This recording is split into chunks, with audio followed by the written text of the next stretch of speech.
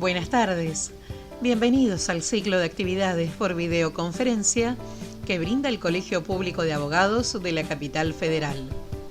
Hoy, como actividad organizada por la Comisión de Bioética, contamos con los doctores José Luis Lotoki y Agustín Iglesias Díez, que nos hablarán en el módulo 6 de Bioética y Pandemia de inmunidad en niños, niñas y adolescentes en pandemia.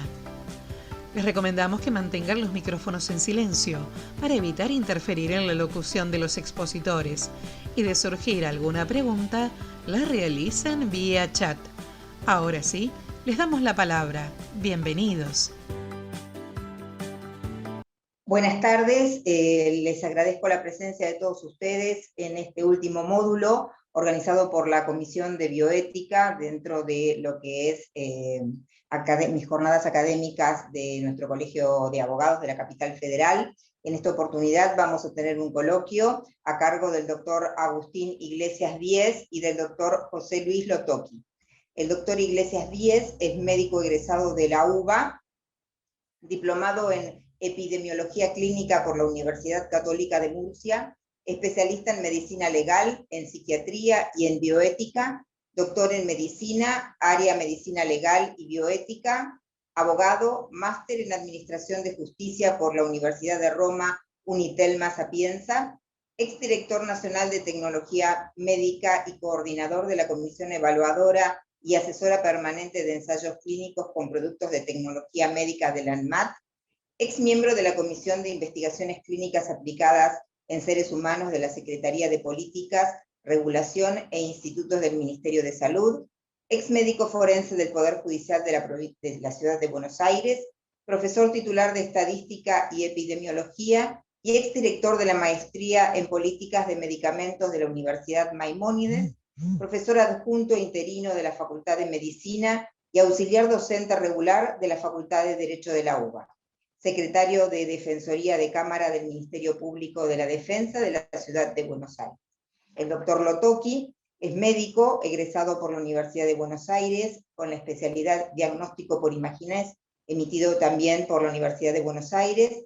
Se ocupa de medicina laboral, forma parte de la Comisión de Bioética del Colegio Público de Abogados. Actualmente está cursando en la Universidad de Buenos Aires Derecho y Salud y Responsabilidad Médica y Derecho de Daños en la Universidad Católica Argentina. Es jefe de División de Diagnóstico por Imágenes del Hospital Parmenio Piñero. Buenas tardes a todos. Dentro del trabajo de comisión nos hemos permitido formular un par de inquietudes a los fines de poder llevar a cabo este intercambio entre todos.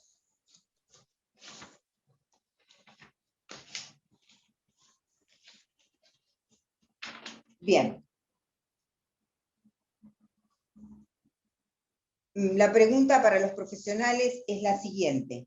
¿Qué opinan los profesionales de la salud y cuáles son las consecuencias a nivel social para el caso de aquellas personas que quieren vacunarse más adelante, no por ser antivacunas, sino simplemente por el tema de las consecuencias en lo que es la vacunación?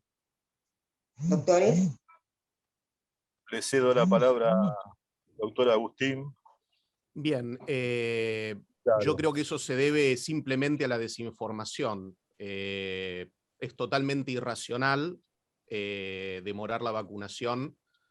Sabemos que las vacunas disponibles en Argentina son altamente seguras y eficaces, mucho más seguras que la mayoría de los medicamentos que se usan en la práctica médica, así que lo que ha habido es una gran desinformación al respecto. Quizás al final de la charla, cuando hablemos un poco más sobre cómo se evalúa la seguridad y eficacia de medicamentos, qué es lo que sabemos sobre estas vacunas y por qué consideramos que son altamente seguras y eficaces, se comprendan cabalmente los fundamentos de esta respuesta, pero sí, claramente es una postura que solo puede sustentarse o en la desinformación o en algo lamentablemente grave que hemos experimentado durante esta pandemia, que es la circulación de información falsa.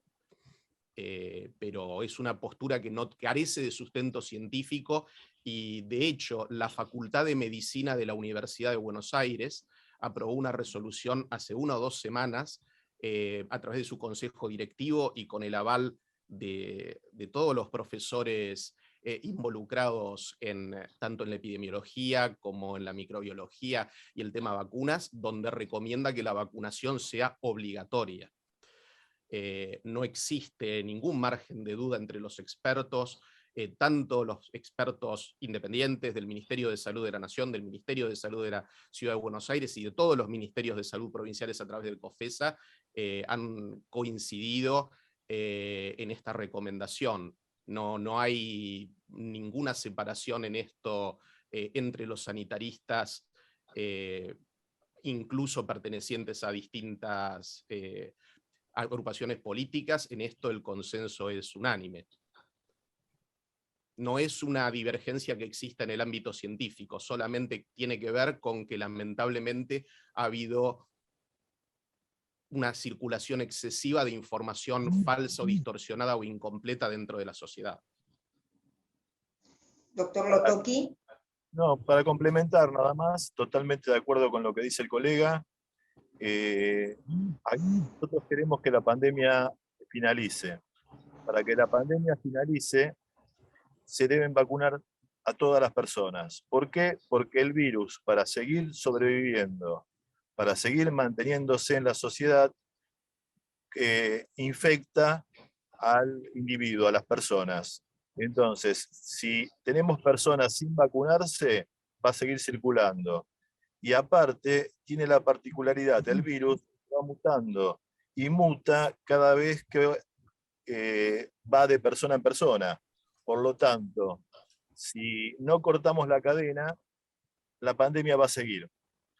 Entonces es muy importante lo que dijo el colega, la vacunación. Estamos a favor de que se vacunen todas las personas.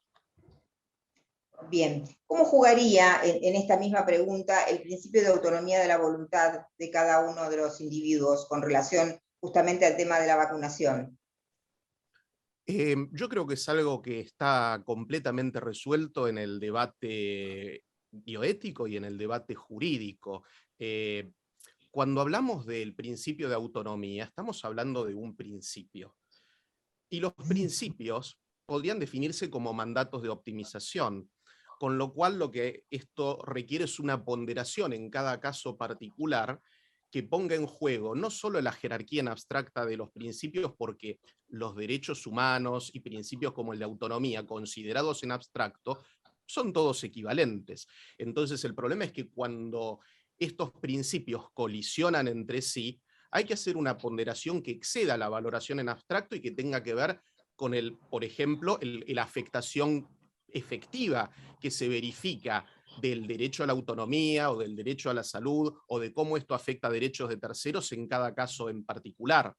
Entonces, el sacrificio que se le exige a una persona mediante la vacunación obligatoria, para llevarlo a un caso extremo, es absolutamente razonable y proporcionado, porque el riesgo que significa para la persona es bajísimo, la afectación de su derecho a la autonomía es bajísima, y en caso de no vacunarse, el peligro que causa esa persona para la sociedad es muy elevado. Entonces, el convivir en sociedad nos obliga y nos compromete a ceder parte de nuestra autonomía cuando eso puede afectar los derechos de quienes conviven con nosotros en una sociedad civilizada.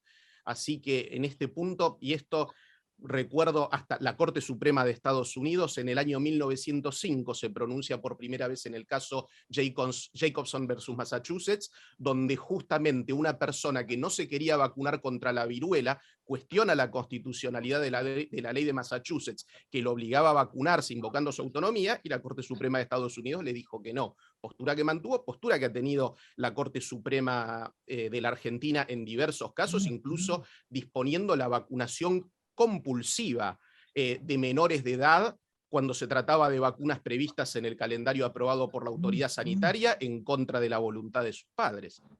Hay más de un precedente.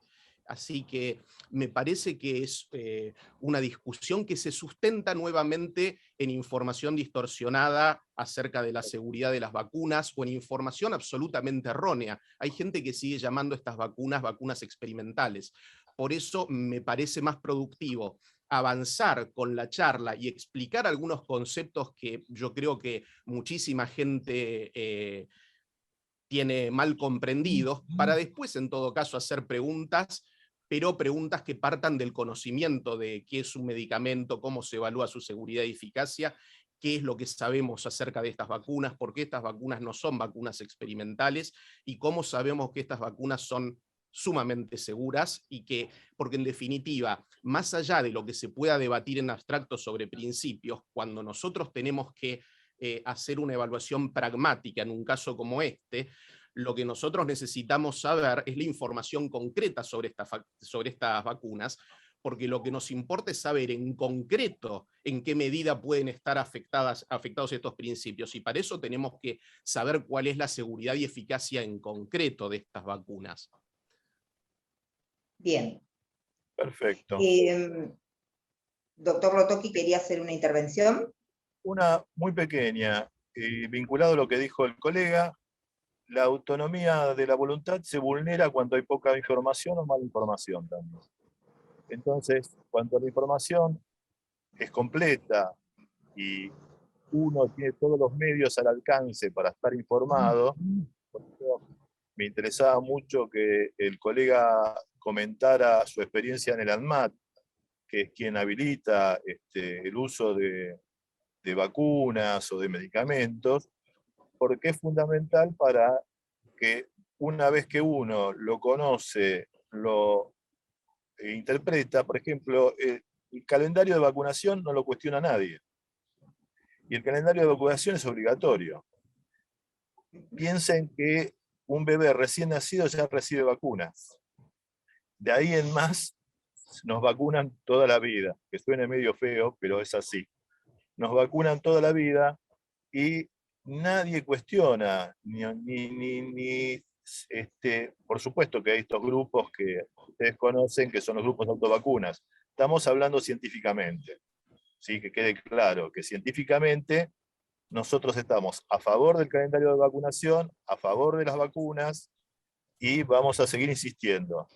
A mí me gustaría escucharlo mucho al doctor con respecto a su experiencia en el ANMAT, en la producción de medicamentos, en los controles, porque decir que la vacuna sigue siendo experimental, a esta altura creo que es un error muy grande y que algunos medios venden también.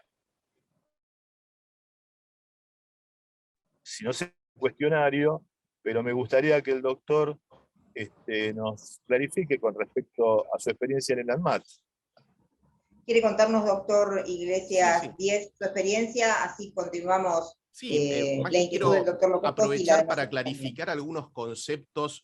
Yo, desde que estalló la pandemia, he escuchado en los medios y a veces en ámbitos académicos, y aparte, en muchas ocasiones de parte de médicos, pero de médicos que no se dedican a regulación de la industria farmacéutica, decir cosas que demuestran que le faltan conceptos básicos acerca de cómo funciona la regulación de medicamentos, y esto lleva a malas interpretaciones, que en estas situaciones son peligrosas. Yo creo que en una situación de crisis sanitaria es muy importante entender, primero, que existe más de una forma de hacerlo correcto, sobre todo en una situación donde nos enfrentamos a una pandemia, a una enfermedad nueva, a un patógeno nuevo que no conocíamos, que es parecido, es de la familia de otros que ya conocíamos, pero que es nuevo, y donde tenemos que estar revisando nuestros conocimientos todos los días. Y esto es algo que tiene el potencial de generar muchísima confusión y muchísimos problemas de comunicación.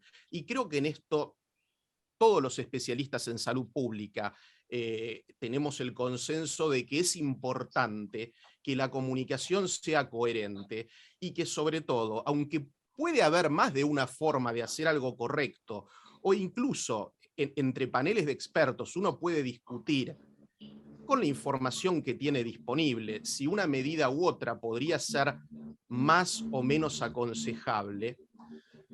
Esta discusión hay que tener mucha prudencia y mantenerla entre expertos y no discutir ante el público lego, y sobre todo no discutir con la virulencia que yo he escuchado en algunas discusiones, porque se plantean pequeñas diferencias de criterio que tienen un impacto mínimo sobre las medidas de salud pública que se están tomando, pero que generan, para el que no es especialista en el tema y no se da cuenta que estamos discutiendo algo que es un pequeño matiz, una mínima diferencia, como si hubiera grandes diferencias de criterio entre los especialistas, que realmente no las hay. Y de esa manera se genera desconfianza. Y esto es algo que es lamentablemente aprovechado por quienes se dedican a generar pánico, a vender pseudociencia, porque entre los que fomentan las actitudes anticientíficas, lamentablemente tenemos a gente que tiene una gran capacidad retórica, gente que son charlatanes profesionales, algunos incluso que son periodistas. Y esto hace que cuando tienen que valerse de esto para poner en duda la información científica, lo pueden hacer con mucha eficiencia.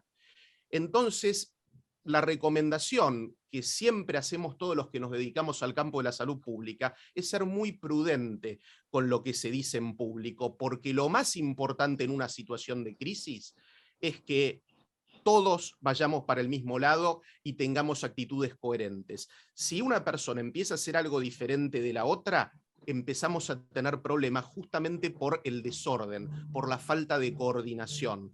Entonces yo creo que es muy importante promover esto.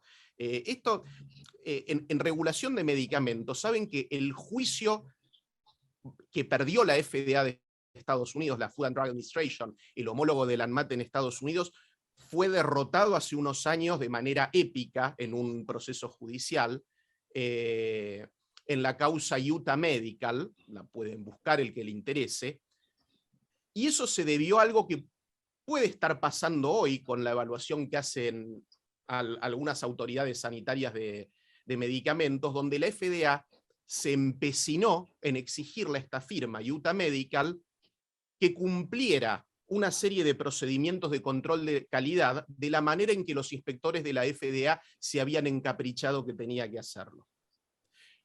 Y la empresa mostró que estaba haciendo algo correcto, solamente que era diferente del capricho que tenían los inspectores de la FDA. Y el juez federal norteamericano que intervino en el caso le explicó a la FDA que no tiene autoridad para imponer caprichos y que si el fabricante puede acreditar que sus procedimientos son adecuados, por más que sean diferentes de los que le gustaban al inspector de la FDA no tiene autoridad legal para imponerlos porque existe más de una forma de hacer las cosas correctamente. Entonces, este concepto es muy importante para entender cómo ha evolucionado y los problemas que se dan a veces en la evaluación de productos que generan discusiones que cuando pasan al ámbito público producen desconfianza. Producen desconfianza, sobre todo porque hay gente que cuando dice, bueno, si vos no haces lo que yo estoy haciendo, lo que haces está mal. No, existe más de una forma de hacer las cosas correctamente. ¿Qué es lo que ocurre? Desde hace muchos años, en los organismos internacionales se ha buscado tratar de asimilar los procedimientos con los que trabaja la industria y se ha tratado de asimilar los procedimientos con los que las agencias reguladoras evaluamos los productos para la salud, porque eso facilita la confianza y el reconocimiento recíproco de las aprobaciones entre agencias reguladoras y, por lo tanto, el comercio internacional de productos para la salud. La evaluación de productos para la salud se asienta en tres patas. Lo que podríamos llamar la evaluación del producto en sí mismo, la evaluación de los procesos de fabricación. La evaluación del producto nos dice si este producto es seguro y es eficaz. Por ejemplo, en el caso de una vacuna o de un medicamento, si esa sustancia, si esa molécula, en el caso de un medicamento, es segura y eficaz. Hay otra parte que es la evaluación de lo que se llama buenas prácticas de fabricación y control, que lo que hacen es demostrar que cada una de las plantas donde se fabrica ese medicamento son capaces de fabricar lotes de ese medicamento que cumplan con las especificaciones de diseño de ese producto. O sea, que todo ese lote de producto que se fabrica sea homogéneo y que cumpla con los requisitos de la calidad, que cada unidad, que cada frasquito que se vende del producto sea una copia idéntica del prototipo, de la fórmula patrón. Y la tercer pata de la evaluación es la farmacovigilancia, la vigilancia de mercado post-comercialización. La evaluación post-comercialización es cuando el producto ya está comercializado, cuando ya está utilizado masivamente. Y entonces nosotros tenemos la información del uso masivo de este producto. Ahora bien, claro, lo que se buscó a lo largo del siglo XX diseñando los procesos de evaluación es tratar de que por lo menos las reacciones adversas más severas y más frecuentes a los medicamentos pudieran ser descartadas antes de llegar a la comercialización masiva del producto. Y entonces se diseña una metodología de investigación en farmacología clínica que busca detectar, antes de que el producto salga a su uso masivo, aquellas reacciones adversas potenciales que puedan ser más frecuentes y más severas. Por supuesto, en un ensayo clínico, en la fase 3, en promedio, para cualquier medicamento, se trabaja con entre 4 y 6.000 pacientes. ¿Y eso qué significa? Que va a servir para detectar los potenciales efectos adversos, las reacciones adversas medicamentosas severas, más frecuentes, de las cuales sea posible detectar alguna en un grupo de 4 a 6.000 pacientes.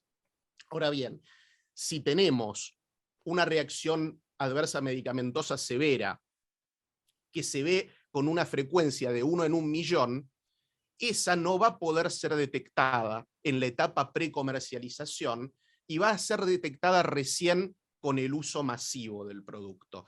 Por eso la farmacovigilancia es un proceso permanente. A este proceso de farmacovigilancia es lo que se llama fase 4. Y es un control permanente que dura toda la vida del medicamento, hasta que el medicamento se vuelve obsoleto y se retira del mercado. Por otro lado, las buenas prácticas de fabricación y control tienen que ver con el control permanente de las plantas de producción para asegurar que ese producto sea de la calidad adecuada, porque a veces la falla terapéutica o el efecto adverso de un producto no son imputables al diseño de ese producto en sí, a la fórmula, a la molécula, sino que son imputables a un error en la cadena de producción, que puede ser una falla de calidad hasta una falla de etiquetado. Que esto ha pasado, que un producto sea etiquetado como un producto distinto por un error de la planta envasadora. O sea, esto puede ocurrir. Por eso existe también un control permanente de las buenas prácticas de fabricación y control. Ahora bien, la evaluación del producto a través de un ensayo clínico, obviamente tiene tiene una potencia limitada acotada por la cantidad de personas que participan de un ensayo clínico en fase 3 para detectar reacciones adversas medicamentosas, y por eso recién en el uso masivo vamos a empezar a tener alguna información adicional. Pero esto implica también una secuencia lógica. Esto es, no tiene sentido técnico hablar, por ejemplo, de fase 3 o de llamar producto experimental a un producto que ya está en fase 4, o sea, un producto que ya está utilizado masivamente y donde se han aplicado decenas de millones de dosis, y donde ya hay publicados estudios de fase 4. Eso no es un producto experimental. Es más, si pensamos, hay muchos medicamentos que nosotros usamos para la hipertensión arterial, para la diabetes, para cualquier analgésicos, que a lo mejor no han sido aplicados a tantos millones de personas como han sido aplicadas estas vacunas. Entonces a veces se confunde qué han sido estos procesos de evaluación de emergencia, o qué es lo que pasa con la evaluación por la OMS de las vacunas. Primero que nada no existen las agencias internacionales de evaluación de medicamentos. Cada agencia evaluadora de medicamentos tiene competencia territorial sobre un país determinado. No existe una agencia cuya autorización permita a un producto circular a nivel planetario. No es esa la función de la OMS tampoco, y de hecho la OMS no se dedica a evaluar medicamentos. La Organización Mundial de la Salud tiene un programa que se llama de precalificación de medicamentos y que es un programa que se creó para los programas de compra y distribución de medicamentos esenciales que tiene la Organización Mundial de la Salud. Desde hace más o menos 20 años, la Organización Mundial de la Salud empezó para ciertos programas, creo que el primero de todos, si no me falla la memoria, fue el de VIH-Sida, a hacer compras masivas de medicamentos para tratamiento del VIH, y entonces estableció un sistema de precalificación donde lo que hacía era auditar a los fabricantes que se quisieran presentar a las licitaciones para la compra de OMS que hacía de estos medicamentos, y pasada esa precalificación quedaban aprobados como proveedores que le pueden vender ese programa, y la OMS después distribuía eso entre los países con mayores necesidades económicas y lo ofrecía. Hoy la OMS tiene un programa que es el mecanismo COVAX para distribuir vacunas de COVID. Entonces lo que ha hecho la OMS es abrir a que fabricantes de vacunas se puedan presentar a la precalificación, pero esa precalificación de OMS, más allá de que en muchos casos hay quienes la utilizan para otra cosa, estrictamente sirve para estar en la lista de proveedores autorizados por la OMS para venderle al programa COVAX. O sea, tiene fin comercial. Y por lo tanto, el presentarse para la aprobación de la OMS es presentarse para venderle a la OMS, a estos programas de venta de medicamentos. No es que si esto está aprobado por la OMS, entonces tiene aprobación automática en el resto del mundo. Esto no funciona así. Lo que tiene que hacer un laboratorio es presentarle una carta de intención a la OMS y va a tener ese reconocimiento. Pero si quiere venir a vender en Argentina, va a necesitar la aprobación de ANMAT. Y si quiere vender en Brasil, la de Anvisa. Y si quiere vender en Estados Unidos, la de FDA. FDA no aprueba productos para ser vendidos fuera de Estados Unidos. No tiene competencia para eso.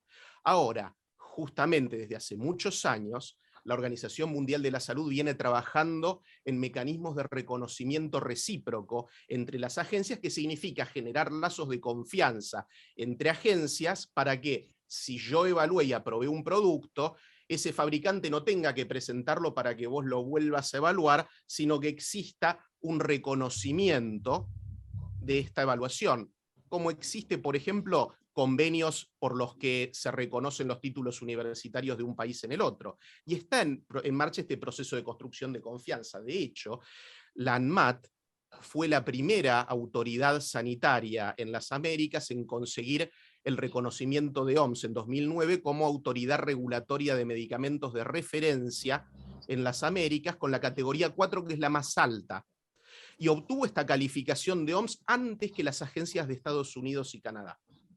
La FDA la obtuvo después, el Ministerio de Salud de Canadá también, pero la primera en obtenerla, y que todavía la mantiene, es ANMAT. O sea que ANMAT está calificada por la OMS como una agencia evaluadora de medicamentos con el máximo nivel. Por lo tanto, realmente es irracional, característico de alguien ignorante y profundamente ofensivo para los profesionales de carrera de la ANMAT, que, como en algunos medios se ha visto, se cuestione una aprobación realizada por la Agencia de Medicamentos Argentina por considerar que no está al mismo nivel técnico que las agencias de países centrales. Bueno, no es lo que dice la OMS, porque le dio la calificación nivel 4 a la ANMAT en evaluación de medicamentos. Otro punto importante a tener en cuenta sobre la evaluación de medicamentos es que normalmente cuando se hace un estudio, y esto tiene que ver, por ejemplo, con previsiones que están en la Declaración de Helsinki, en los estudios clínicos iniciales uno no puede reclutar a personas que estén en grupos vulnerables, entre ellos niños y embarazadas. Por eso, en un ensayo clínico inicial se evalúan mayores de 18 años. Cuando hace falta después utilizar un medicamento en población menor de 18 años, lo que se hace es técnicamente un estudio de extrapolación o estudio puente, bridging study en inglés, y entonces en este estudio lo que se hace es, específicamente con las vacunas, evaluar si los datos de seguridad y de inmunogenicidad que se obtuvieron con el grupo de mayores de 18 años son extrapolables al grupo de personas menores de 18 años. Y acá hay un tema, tampoco existe ninguna norma que nos diga cómo se arman estos grupos. ¿Y esto qué quiere decir? Un laboratorio perfectamente puede decir, yo voy a hacer un estudio puente para evaluar seguridad y eficacia de un medicamento que está aprobado para mayores de 18 en población de 3 a 17 años, y otro puede decir, yo primero lo voy a hacer en población de 12 a 17 y después lo voy a hacer de 5 a 11. Esos cortes son absolutamente arbitrarios y los fija cada laboratorio que va a pedir autorización para ese estudio clínico en función de su conveniencia y de razones presupuestarias. Pero tranquilamente podría ser el estudio puente para toda la población de entre 3 a 17 o de 2 a 17 o de un mes a 17 años. No existe ninguna norma que diga cómo se debe fraccionar eso. Tiene que ver quizá con la expectativa del fabricante de lograr un resultado más rápido si reduce el tamaño del grupo. Y con, en definitiva, prioridades. La fijación de prioridades que puede ser diferente de un laboratorio al otro, de una autoridad a la otra. Pero esto es importante tenerlo en claro también, porque yo he trabajado muchos años en el diseño de estas normas, y a veces lo que ocurre en estas discusiones es que cuando nosotros le enseñamos a nuestros alumnos de la Facultad de Medicina la evaluación de un medicamento, lo que hacemos es enseñarles las normas como están. Pero ese es un conocimiento, digamos, básico y superficial, enseñar el algoritmo de cómo se evalúa un medicamento. Hay un nivel de conocimiento más profundo, que es el que tenemos los especialistas de las agencias regulatorias, que participamos en el diseño de esas normas y que en función de esos criterios decidimos por qué vamos a escribir una cosa u otra cuando redactamos el proyecto de lo que después va a ser un reglamento, porque hay razones técnicas subyacentes a eso. Entonces lo que ocurre es que cuando la gente que tiene el conocimiento básico se pone a participar a veces de discusiones, termina asumiendo posiciones que tienen que ver con lo que en derecho llamamos el exceso de rigor formal, y simplemente porque no entiende por qué se puso determinada regla, por qué se puso determinado plazo, por qué se puso determinado número, y por lo tanto no entiende qué trascendencia tiene hacer una excepción a ese procedimiento cuando estamos en una situación de emergencia. Y realmente lo correcto en una situación de emergencia es apartarse de alguno de esos mecanismos. ¿Y por qué? En todo lo que es investigación científica se habla de que hay dos tipos de error. El error alfa o error beta, o error tipo 1 y error tipo 2. ¿Esto qué significa? Que cuando yo estoy evaluando un producto para verificar si este producto es seguro y si es eficaz, hay dos formas en que me puedo equivocar. Al evaluar la hipótesis de que ese producto es seguro o al evaluar la hipótesis de que ese producto es eficaz. Me puedo equivocar aceptando la hipótesis de que el producto es seguro cuando en realidad no lo era, pero también me puedo equivocar rechazando esa hipótesis por error, cuando en realidad el producto sí era perfectamente seguro. Y el problema es que ambos errores causan daño y eventualmente pueden causar muertes. Piensen esto, nosotros tenemos una pandemia que ha causado muchísima enfermedad y que ha causado muchísimas muertes. Ha causado más muertes que muchas guerras. Por lo tanto, es cierto que, hablando hipotéticamente, si uno se equivoca aceptando como seguro un producto que no lo es, podría causar muertes. Pero si uno se equivoca no aprobando o demorando la aprobación y el uso de un producto que era altamente eficaz y seguro por un exceso de ritualismo, un exceso de precaución, eso también causa muertes. Causa muchísimas muertes, muertes que a lo mejor quedan ocultas. ¿Y por qué?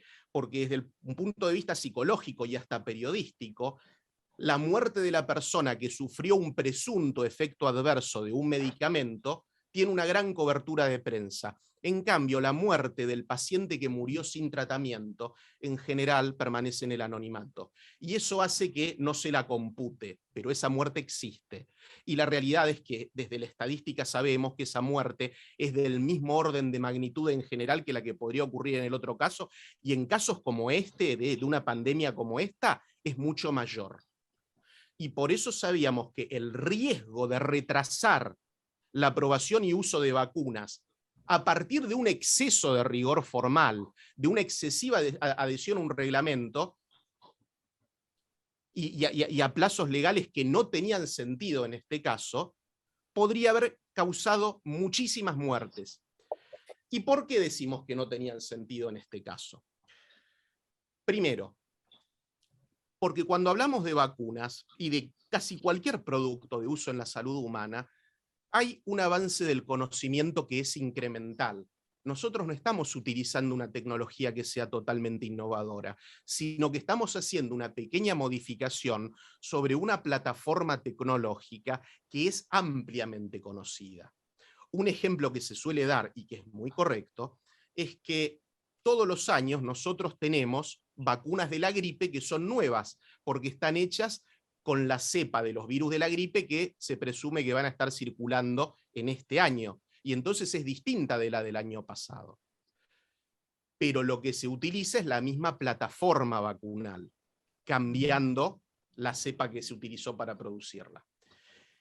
En este caso, las plataformas que utilizan muchas de las vacunas son plataformas que se conocen y cuya seguridad es conocida desde hace décadas.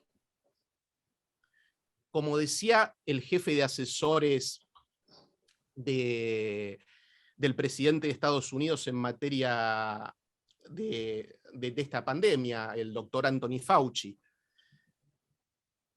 en el caso de las vacunas, si uno analiza históricamente todas las vacunas que se han utilizado en la historia de la humanidad, prácticamente jamás, hay alguna excepción, pero prácticamente jamás se han manifestado efectos adversos importantes más allá de los 60 días de aplicada una vacuna.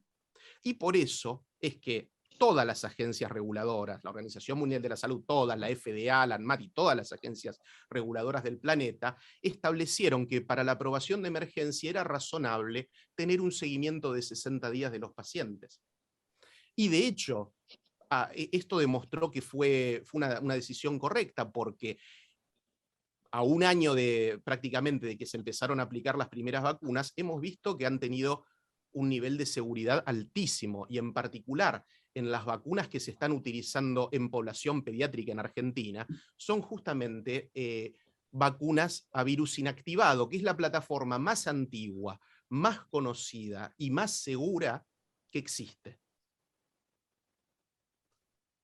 De hecho, todo lo que sea vacunas con virus o bacteria inactivada son muchísimo más seguras que las vacunas con virus o bacteria atenuada, pero no inactivada. Y de hecho en Argentina nosotros le damos vacunas con bacterias atenuadas a niños de 1 mes. Y por supuesto, existe un índice muy, muy, muy bajo de incidentes adversos con esas vacunas, pero mayoritariamente son seguras y todos las hemos recibido, sin mayores inconvenientes. Entonces acá el problema es que, claro, con lo que a veces se presenta como una novedad, que en realidad no es tan nuevo, porque son pequeñas variaciones de plataformas vacunales que ya existían y que eran conocidas, significa que estamos quizás exagerando un poco el tema del riesgo, y por eso se plantean cuestiones como lo que se hablaba del tema de la autonomía, pero cuando en realidad con estas vacunas prácticamente no se afecta significativamente la autonomía, porque no se pone en un riesgo significativo a la persona, porque son vacunas altamente seguras. Y sí sabemos, por otro lado, que aunque en los niños menores de 12 años el riesgo de complicaciones y el riesgo de muerte es menor que en mayores, es un riesgo que existe. Y cuando el virus circula libremente y hay muchos contagios, aunque la cifra relativa de complicaciones y muertes es baja, la cifra absoluta crece.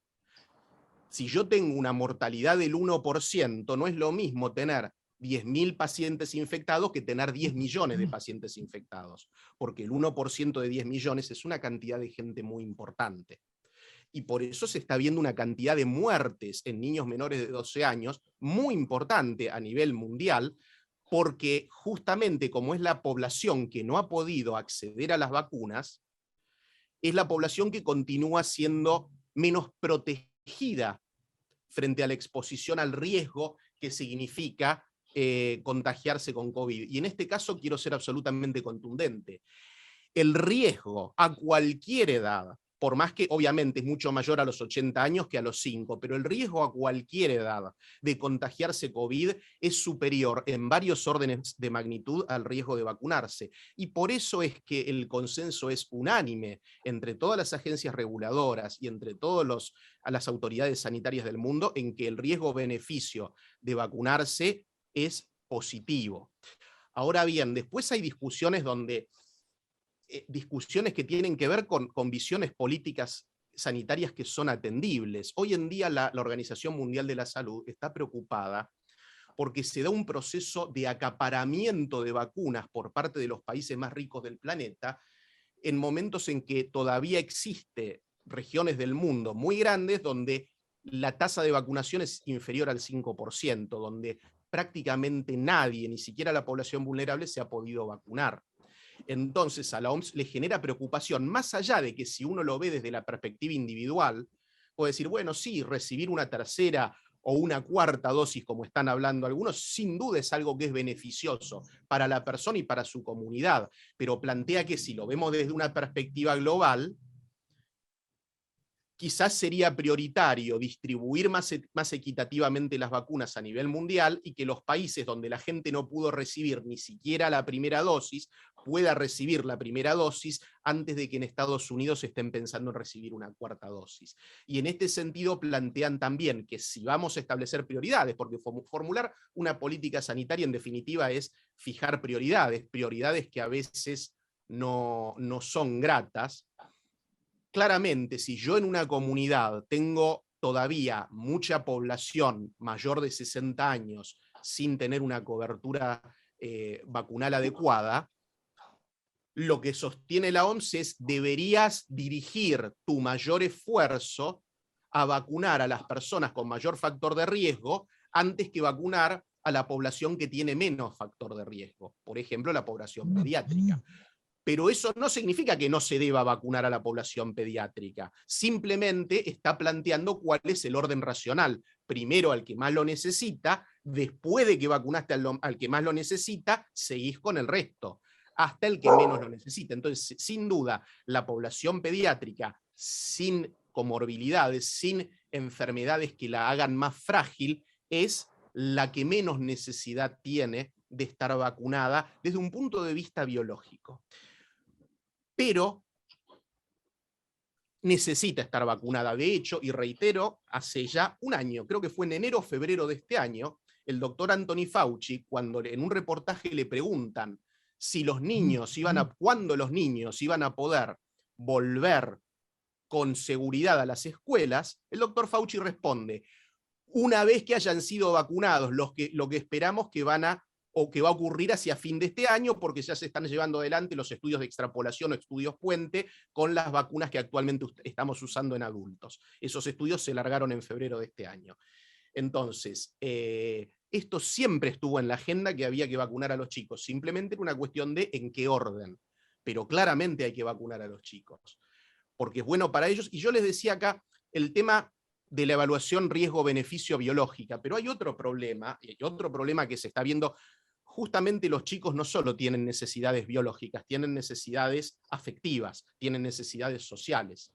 Entonces, el estar vacunado apunta a varios objetivos. Por un lado, prevenir la muerte. En segundo término, prevenir la enfermedad grave. Y después, disminuir el riesgo asociado a la circulación del virus, el contagio, que se puedan producir dentro de ese huésped mutaciones que puedan ser más contagiosas y o más patogénicas. Pero, y esto es importante también, aunque queda claro hoy que ninguna vacuna es esterilizante, y esto quiere decir ninguna vacuna impide que la persona vacunada se pueda contagiar y que una vez contagiada pueda transmitir la enfermedad, claramente disminuyen muchísimo la carga viral de esa persona vacunada que se contagia y además hacen que contagie por menos días. Entonces, disminuir el riesgo depende de una sumatoria de factores donde la vacunación es el factor más importante. Y a eso se suman otras medidas higiénicas. Pero sin duda el principal factor de este mecanismo multifactorial es la vacunación. Y para un chico estar vacunado significa que puede acercarse y tener una relación segura, por ejemplo, con sus abuelos. Y eso también tiene valor para un chico. Saber que puede estar con sus abuelos con la seguridad de que tiene un riesgo bajo de contagiarlos, sabiendo que son más vulnerables. Y esto también es algo que tiene que estar en la evaluación del riesgo-beneficio. Y además, claramente, lo que se está viendo hoy en todo el planeta es que en los países que no han iniciado la vacunación en niños, los niños se convierten en un reservorio social del virus, y eso lo que hace es permitir que se vayan produciendo estos ciclos, estas olas de reinfecciones, porque el virus encuentra un reservorio donde mantenerse. Este virus no tiene reservorio animal. El reservorio de este virus son los seres humanos no vacunados. Entonces, en la medida en que disminuyamos la cantidad de gente no vacunada, disminuimos el reservorio del virus que le permite multiplicarse y volver a producir una ola de contagios. Creo que en lo que da el tiempo hice un resumen básico, por lo menos, de los conceptos. Cualquier muy duda claro. la podemos dar. Y este último tema que usted estaba hablando también se relaciona con una inquietud que tuvimos en la comisión de cómo compatibilizó la ANMAT la recomendación de la Organización Mundial de la Salud para utilizar las vacunas en niños, si teniendo como objetivo o como preeminencia el principio de beneficencia o el de justicia. Era justamente claro, un poco es que lo la que ANMAT usted no estaba hace hablando. eso. Por eso decía, es importante saber cuáles son las funciones de la ANMAT. La ANMAT es un organismo que regula la farmacia industrial. La ANMAT es un organismo que regula el ejercicio de la profesión farmacéutica o de la ingeniería biomédica realizada a escala industrial. Porque cuando la actividad de farmacéutico se realiza como ejercicio artesanal individual, por ejemplo, en la preparación de una receta magistral en una farmacia, eso entra en el campo de las competencias no delegadas por las provincias en la nación y se rige por las leyes locales de cada jurisdicción. La ANMAT, como autoridad federal, interviene en el caso de los medicamentos importados o elaborados en la capital federal o en el territorio nacional con destino al comercio interprovincial. Las provincias conservan la facultad, por ejemplo, de autorizar medicamentos cuando estén destinados al consumo interno de las provincias. Solo cuando existe tránsito federal se habilita la competencia de la ANMAT. Y la ANMAT es una autoridad regulatoria de la farmacia industrial, no del ejercicio de la medicina. Y esto genera muchas confusiones. La ANMAT no le puede decir a un médico cómo prescribir un medicamento. Por eso es perfectamente legal la prescripción off-label o fuera de prospecto, porque las directrices de ANMAT sobre las indicaciones de un medicamento están dirigidas al laboratorio elaborador y tienen que ver con disposiciones sobre la publicidad. El laboratorio no puede publicitar activamente, porque la publicidad de medicamentos está regulada. De hecho, a partir de la ley Ilia Unitivia, la ley 16463 de 1964, en Argentina, en otros países no es así, la publicidad de medicamentos de venta bajo receta al público está prohibida de manera absoluta. Solo se permite la publicidad dirigida al público de medicamentos de venta libre. Ahora, cuando se trata de medicamentos de venta bajo receta, la publicidad solo puede hacerse en medios que circulen exclusivamente entre profesionales prescriptores, médicos u odontólogos, porque el odontólogo también tiene facultades para prescribir algunos medicamentos. Y en esa publicidad que hacen los laboratorios hacia los médicos también está regulada. Entonces el laboratorio no puede hacer publicidad de una indicación no aprobada por la ANMAT. Pero si el medicamento está autorizado y se puede comercializar en el país, el médico claramente puede prescribirlo para una indicación no aprobada por ANMAT e incluso en un rango de edad no aprobado por la ANMAT. Y es muy común que los pediatras, cuando no existe otra alternativa, prescriban medicamentos que fueron aprobados por adultos para adultos en niños porque simplemente no disponen de otra alternativa terapéutica, y eso es perfectamente legal. Es perfectamente legal, no hay ningún impedimento, porque las normas de la ANMAT no están dirigidas al médico prescriptor. En este caso, lo que tenemos es una campaña nacional y entonces las decisiones políticas las toma el Ministerio de Salud, con lo cual la ANMAT carece de competencia siquiera para meterse con una recomendación de la OMS. En todo caso, quien va a evaluar esa recomendación de la OMS es el Ministerio de Salud, que es el responsable de dirigir la campaña de vacunación. La ANMAT dice: este medicamento, esta vacuna, cumple los requisitos de seguridad y eficacia y por lo tanto se puede utilizar. Ahora después, ¿cómo se prioriza la campaña de vacunación? ¿A quién voy a vacunar primero? Eso se resuelve, digo, más allá de que lo hace el Ministerio de Salud de la Nación, lo hace con el asesoramiento de la Comisión Nacional de Inmunizaciones en la fase técnica, y normalmente se decide en el ámbito del Consejo Federal de Salud, que está integrado por todos los ministros de salud de todas las provincias, donde además estas provincias son gobernadas por distintas fuerzas políticas, y esta decisión en particular de vacunar a los niños se tomó en el COFESA por unanimidad. Esto es, todos los ministros de salud, de todos los partidos políticos, de todas las provincias argentinas y el Ministerio de Salud de la Nación llegaron a un consenso y estuvieron totalmente de acuerdo en realizar esta campaña. No hubo ni una sola disidencia. Así que claramente, y diría otra cosa, me parece correcto porque la Argentina tiene la disponibilidad de estas vacunas aprobadas para menores de 18 años y para menores de 12 años, en el caso de Sinopharm, tiene disponibilidad y es lo mejor para la sociedad argentina. O sea, en este caso las recomendaciones de OMS son comprensibles, tienen una lógica política, pero están desde la perspectiva de una organización que se preocupa por la salud a nivel planetario y donde está diciendo: miren, antes de ustedes empezar a vacunar gente que tiene menos riesgo, dónenme las vacunas. O sea, la OMS hoy está buscando donaciones de vacunas. Esas vacunas no las uses, donámelas para que yo se las dé a los países africanos que no tienen ni la primera dosis. Entonces, ese discurso de la OMS hay que entenderlo en este contexto.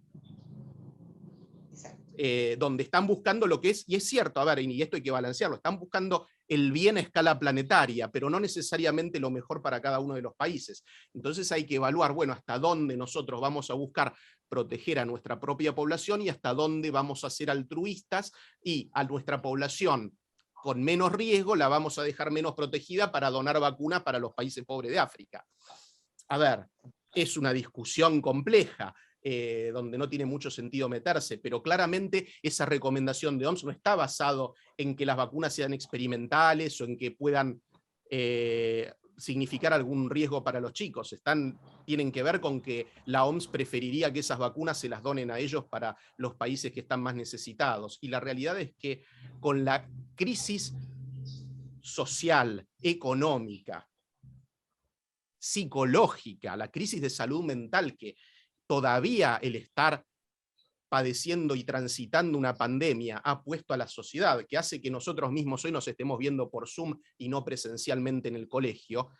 Realmente, si yo fuera la autoridad sanitaria de Argentina, por supuesto, yo preferiría lo que es mejor para mi gente, y una vez que los habitantes de mi país estén todos vacunados, ahí recién pensaría en si voy a donar un excedente de vacunas a terceros países y no decir, bueno, voy a dejar a la gente que tiene menos riesgo dentro de mi país sin vacunar para no acaparar vacunas que le podrían servir a otros países.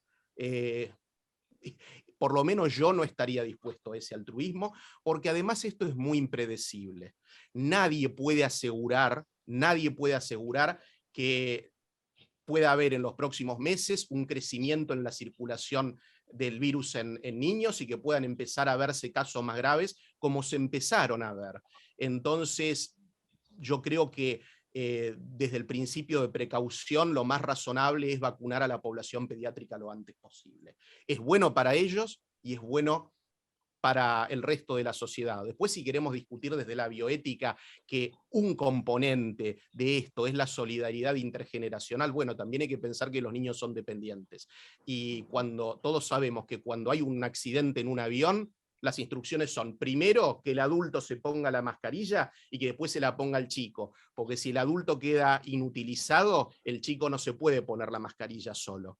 Entonces, aun si fuera, que no lo es así, o sea, la vacuna beneficia en forma directamente a los niños, pero aun si no fuera así, y si dijéramos que la mayor parte del beneficio es un beneficio indirecto porque hace que los chicos contagien menos a los adultos y a sus abuelos, ese beneficio indirecto que reciben los chicos es justificable.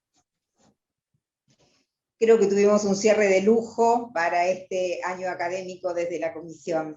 Muchas gracias, doctor. No sé si la doctora Sotelo o el doctor Sorbini, que son coordinador y cocoordinador de nuestra comisión, quieren decir las palabras finales con relación a esta actividad.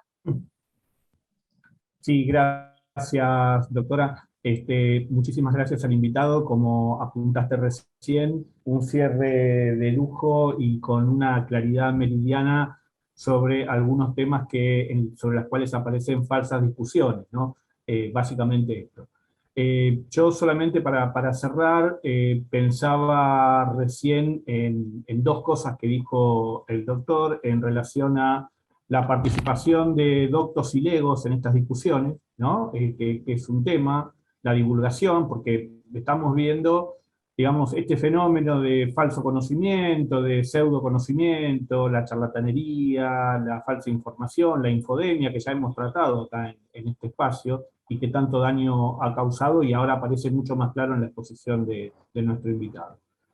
Y por otro lado, que estos discursos y estas olas aparecen en un momento raro, porque es como bien reseñaba nuestro colega invitado, la cuestión de la emergencia no es una cuestión nueva en nuestro país, ¿no? La pandemia trae una emergencia, pero nosotros venimos, digamos, de emergencia en emergencia desde hace muchos años, y hemos tenido una elaboración ética, jurídica, acerca de cómo comportarse en términos de emergencia. Somos casi, el argentino es de por sí alguien que sabe manejarse muy bien con la emergencia, y estamos acostumbrados a saber que ante situaciones de emergencia, de grandes necesidades, de grandes peligros, las decisiones, las libertades tienen otro significado, se restringen de cierta manera en función del interés público, esto lo sabemos, y no ha sido mucha materia de discusión cuando se ha tratado de emergencia económica, digamos, más allá por supuesto, el cómo, el cuánto, hasta dónde es razonable, hasta dónde no lo es,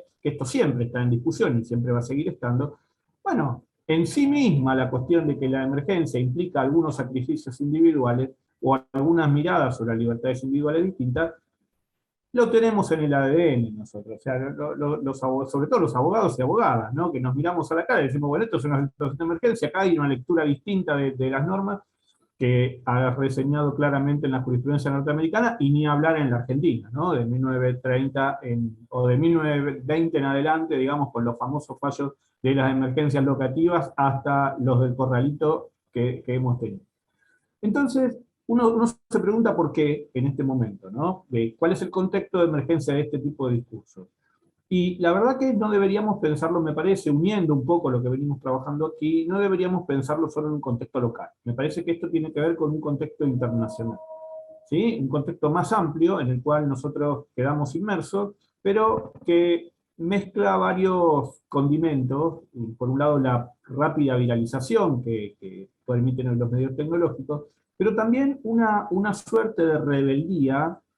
Carlos Nino hablaría de anomia boba, ¿no? De una rebeldía contra las normas que nos deja a todos, o sea, de una caracterización de una rebeldía diferente, de ponerse en un lugar de outsider o de crítico, digamos, frente a cuestiones que la verdad que no tienen ningún sentido ser críticos o ponerse como un outsider, digamos. Algunas cuestiones, por supuesto, sí requieren de este tipo de pensamiento, pero frente a la ciencia, ¿qué nos ofrece? Terraplanismo, antivacunismo, discursos de odio, digamos, teorías conspirativas. Esto es lo que aparece. Y cuando uno, digamos, se unen todos estos condimentos, la verdad que el panorama es doloroso, es triste y es terriblemente dañoso. No solamente en términos de lo que ha ocurrido con la vacunación, sino en términos de los vínculos sociales en general, ¿no? De los cuales, por supuesto, el hecho de la vacunación también forma parte.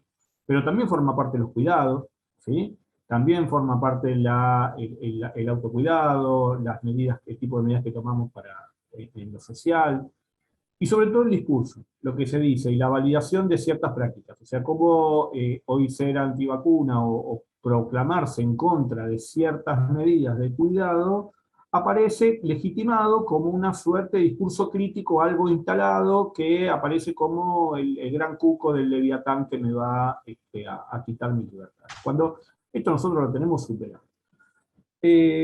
Claramente hay una ola mundial en este sentido, ¿no? No es nuestro solamente. Y me parece que lo que nos toca interrogarnos a nosotros en este contexto es cuál es nuestro rol. Entonces, este es un llamado a la responsabilidad de las colegas, los colegas, que somos una de las profesiones que somos escuchados en la sociedad. Cuando un abogado habla, la sociedad escucha y dice, bueno, a ver, lo está diciendo un profesional de las leyes, alguien que conoce lo que debo hacer y lo que no debo hacer. Y en este sentido, un llamado a la responsabilidad en cuanto a la propagación de este tipo de información. Y por otro, pensarnos, ahora ya en la actividad académica, cuál debería ser nuestro rol. Y acá yo voy a tomar algo que dijo nuestro colega invitado y a ver, de darle alguna vueltita, que es la participación de doctos y legos, ¿no?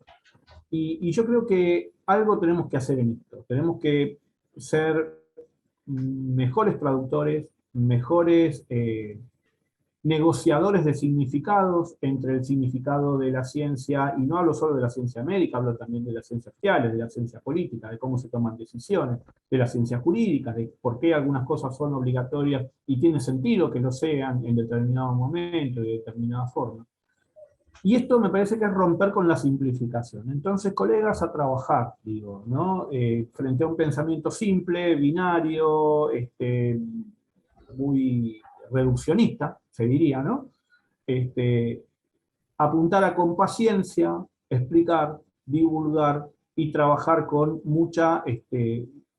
mucho cuidado del hilván del sentido, ¿no?